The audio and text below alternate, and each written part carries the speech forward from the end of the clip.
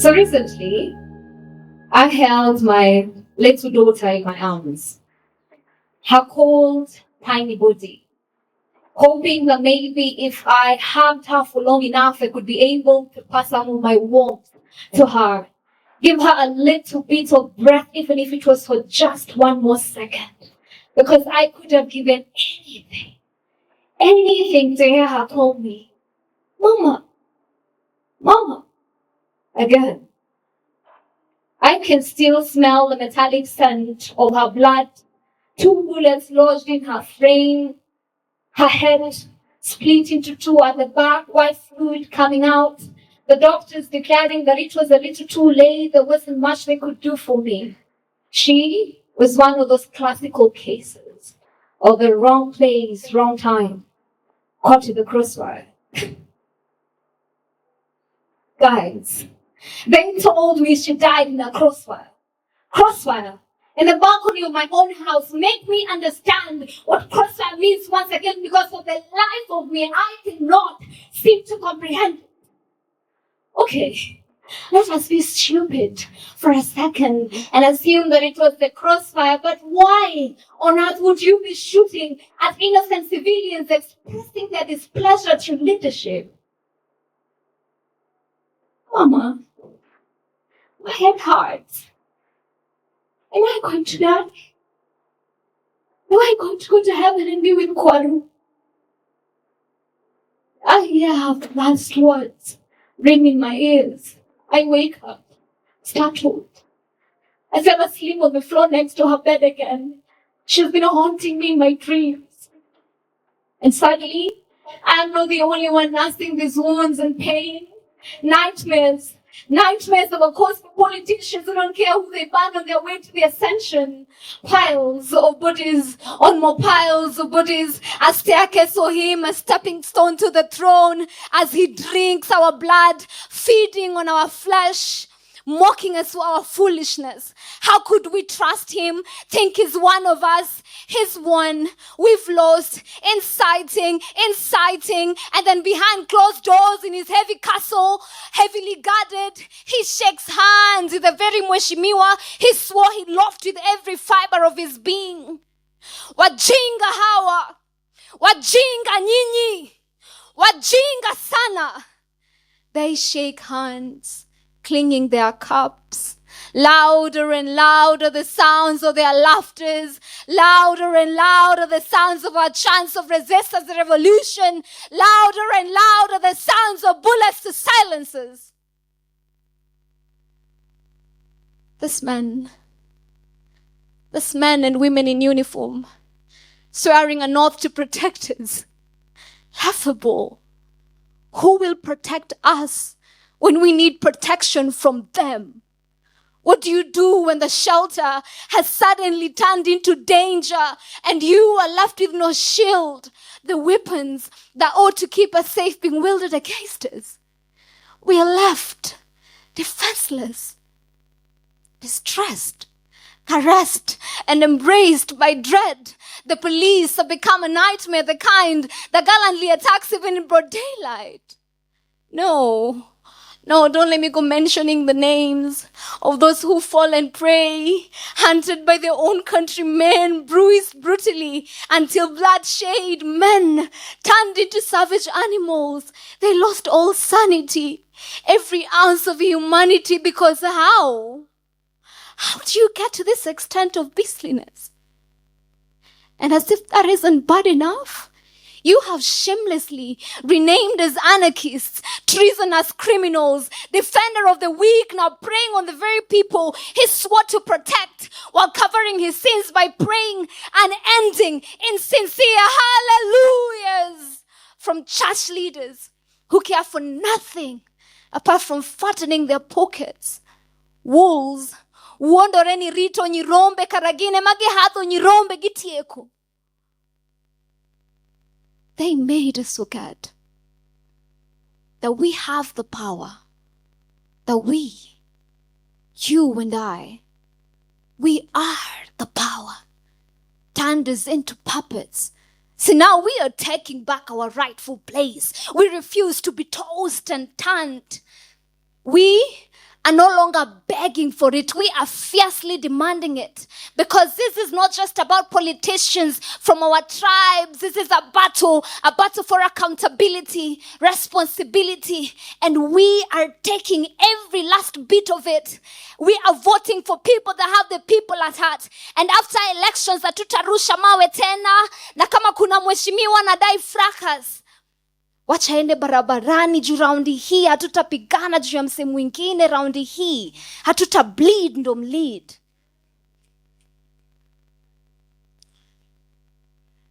We cannot afford to keep fighting wrong. And as we break free, we will allow others to be set free. Our children, the generations coming after us, those we have never known, they will hear about us. They will see our resilience and they will know that chains aren't permanent. Dear black child, minyororo zimeanguka. The scales are off your eyes. Ogaklose wokewangi. The ball is in your court. This time, choose Kenya. This time, please, choose our motherland. Nikech madala, nyakawan mwarite, kokwa tangto, wabrokethe, obrodongunda. And if you are still tempted to keep staying on the side of silence, I beg you, remember the voice of my little girl, snatched from me too soon. Mama, my head hurts. Am I going to die? Am I going to go to heaven and be with Kwaru?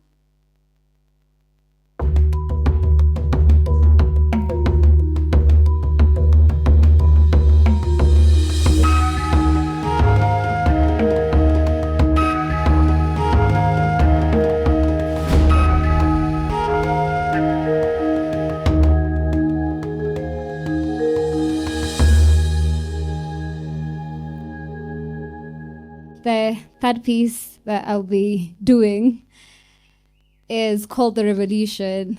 And it is for all the queens in the building! As we all know, it's the 16 days of activism against gender-based violence. And I believe that there's a huge intersectionality with every single oppression and every single injustice. So I hope that you will enjoy this one as well. I've always wondered, what would it feel like to walk this world unafraid, wearing freedom as a shiny ornament, a stamp of declaration that boldness is mine and I can thrive and flourish in it. And in as much as so much noise has been made on women empowerment, equality and inclusivity, gender-based violence, maternal health, equal pay and opportunities, and all the challenges we face, I still feel trapped. Yes, I know I'm a fully grown woman, but inside of me lives a very terrified, fragile little girl. I watched him beating her black and blue, tearing her apart, hurling insults like he had no shame, like he felt no pain. And as if that wasn't bad enough, I angrily watched her, holding me back, eyes bloodshot, face swollen, ribs broken, probably lost a tooth or two, pleading for his forgiveness and mercy like she had no shame, like she felt no pain. She looked right into my eyes and called me a liar, made me swear I would never retell those gory details to another soul, because even if it was true, which it wasn't, why didn't I scream loud enough, fight hard enough? I had lain on that ungodly altar, feeling like a tainted burnt offering. But even if it was true, which it wasn't, I was to blame for dressing provocatively, eyeing him seductively, causing him to burn in desire for my flesh.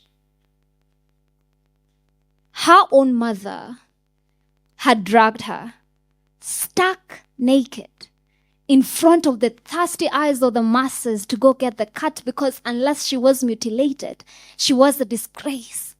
A good woman did as she was told, respected the ancestors of old and all the told. Sisters had told me time and again that women were supposed to uplift each other, but tell that to my boss, who woke up every single day with one goal in mind: to make my life a living hell, because she couldn't stand to see another sister shine. According to her, the sun, the stars, the moon, and all their glory were hers to behold. Then this woman who thinks she's doing the world a favor by dragging her daughter back into the very arms of the man who turned her into a punching bag, constantly cheating on her with no ounce of respect for her or her dreams, because thou shalt not break the holy commandment from the sacred Bible of Good Women, chapter 4, verse insanity, which says it is more honorable to die by the hands of your husband than to leave him. And oh, pretty please, let us not forget this woman who doesn't care whether the man already has another woman warming his bed and building his empire, because sharing is caring. Wanaume ni kidogo. It was a woman who taught me that a woman's vocabulary included only 3 words. Yes, please, and the famous, I'm sorry, that slip through my tongue like tales of old, stuck in my memory like a leech, sucking me blood, skin, and bones. She silenced my voice, backed and buried in a tomb so deep. No, I wasn't born mute. I became one. My vocal cords, hoarse from my silent screams, clouded in despair and agony. She showed me how to hate, how I looked. And like the shallow human I was, every single time society's standards of beauty changed, I'd chase, running after it like a race, exhausted, I gave up. It was a woman who introduced me to patriarchy. She let chauvinism thrive in her hands, grumbling but nursing it, complaining but fueling it. Misogyny flourished, consuming her whole. It destroyed her, but she destroyed herself.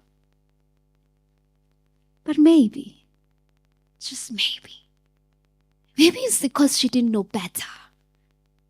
Or even if she did know better, maybe it's because she was afraid to be better, to do better. Now, I dare say that we can create a revolution. As a matter of fact, we can be the revolution. And as divine as that sounds, it will take work on the inside before the out. So I dare you, Queen, to fight every single raging battle in the inside of you and ensure you win. The ones against your self-esteem, your self-worth, your dreams and desires, people's perceptions of you, the cultures surrounding you, the traumas you've lived through, the depression within. I hope you heal. I hope you learn to speak again, even if you'll have to start with A, B, C.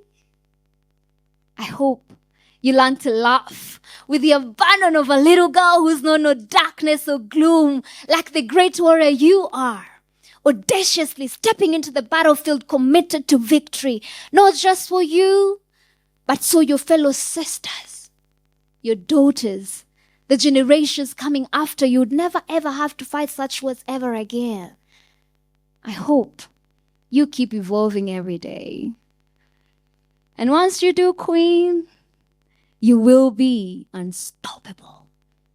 You will be the revolution.